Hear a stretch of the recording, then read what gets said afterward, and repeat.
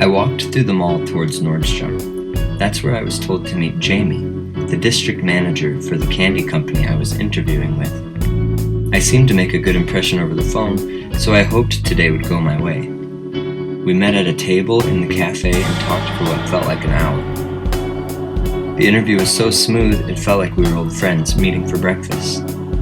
Afterwards, she asked if I'd like to see the store, even though it was only half constructed. It was a rhetorical question, as she began leading the way through the back hallways. As we glided through the store teeming with construction people, I felt a little spark. I knew I could make this store feel magical. The walls were mint green and inviting. It was a huge layout, and I could already imagine all the smiling kids' faces I'd encounter. I wanted to be like Willy Wonka, but a version that actually liked children. I think Jamie could feel my wonderment as she also began to share her vision with me. We were on the same page. We legitimately wanted to create something enchanting. It was obvious to me that I got the position before Jamie even offered it. I was immediately whisked off to Salt Lake City to be trained by Whitney, a super motivated store manager who was also the youngest in the district. We got along and her staff was so lovely and kind. When I left, they made sure I had so many sweets that TSA had to check my bags due to too much organic material being detected. I gave all the TSA agents some candy afterward. It's easy to make friends with candy. Shortly after training came the time to hire. Tons of high school kids applied, and I immediately hired most of them. I was excited to be someone's first boss. I also quickly hired on a slew of my Tivana people. MJ, Elliot, Mary, Sophia, and Tippy. And then I recruited Juice, very slyly, into a position on my management team. While we had never worked together, I had known them long enough to know I could trust them. I felt very confident about the team I was building. One of the first people I hired was a cherub-faced girl named Windsor. She was also from California and a fan of RuPaul's Drag Race. She had applied to be a regular staff person, but she was so impressive in her interview that I knew immediately she needed to be my second in command. She started as a shift lead and quickly became my assistant. Her devout Mormonism and loving liberal attitude combined created a special personality I was grateful to have on board. I hired Jordy that same day. She was shy and a little insecure, but within months she felt safe enough to show her true colors and became one of my most valuable workers with a huge personality. The next hire for my management team was a young and charismatic 19-year-old named Jin. Jin was ear-to-ear smiles the whole interview, and I knew his charisma would be able to rally the rest of the team. I felt it in my soul that he'd go places. Kylie was a surprise for me, a wise beyond her years, natural organizer who I knew would keep me grounded and centered. I rounded out my management team with Tippy, who had a hug for everyone she met. Annie was our strongest worker. She had a personality that filled the entire store. She was smart, patient, and fulfilled. Each of us was so unique, but together we were a solid unit. Our varied skills served the store well.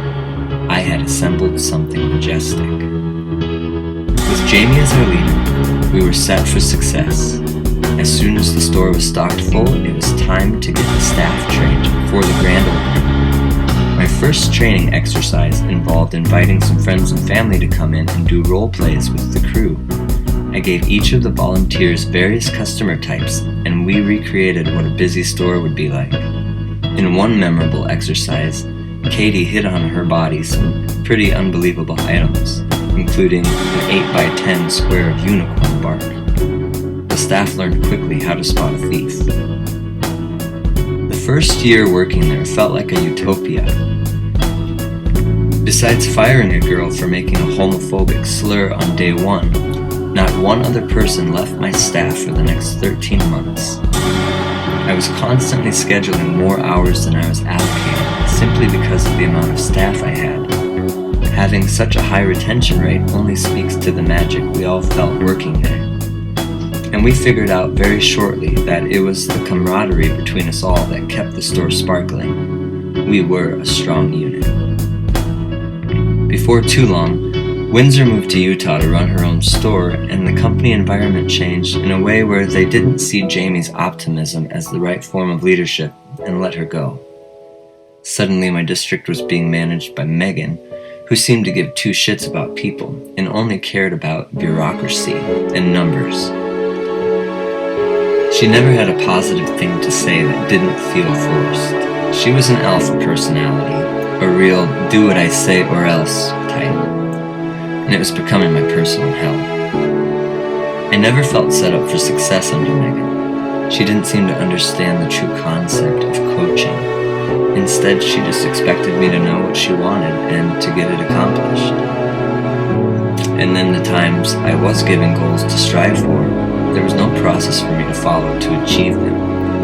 The longer I stayed there, the more it felt like I was just being set up to fail.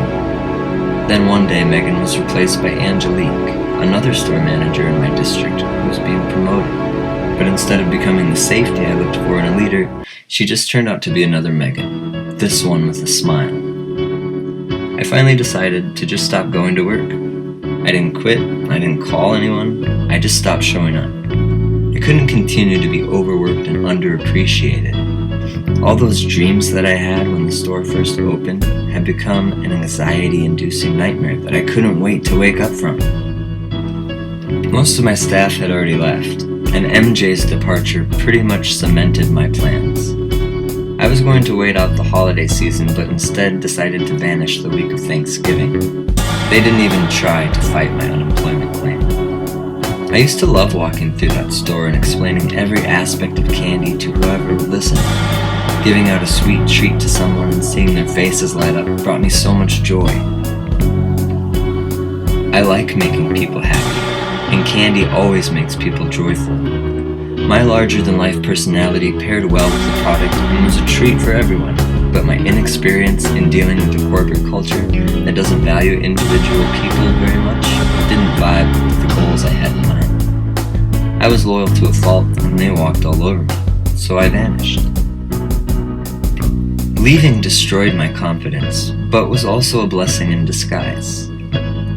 I was on unemployment when the pandemic hit and was able to fully support myself throughout COVID. I was able to truly start from the bottom up by reclaiming what I wanted out of life and getting to know myself.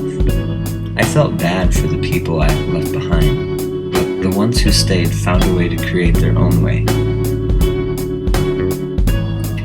Every one of those people who I handpicked to work with me there thrived afterwards in their own way, all except for Jin, who sadly lost his life in a freak accident. It shocked us when we found out, months after it happened. His family didn't publicize his passing, and we found out on his birthday when his Facebook page became littered with comments like, "I miss you every day, bro."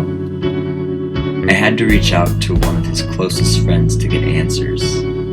If it weren't for this stupid accident, that boy could have changed the world with his smile. I haven't been back to the store since I left. My heart is still a little broken over the dreams I left there. The company even asked Jordy once if she thought I'd come back to work for them because they know what they lost when I left. I even tried to take them to court as they illegally paid me a salary when I should have been hourly, but their bankruptcy prevented any litigation.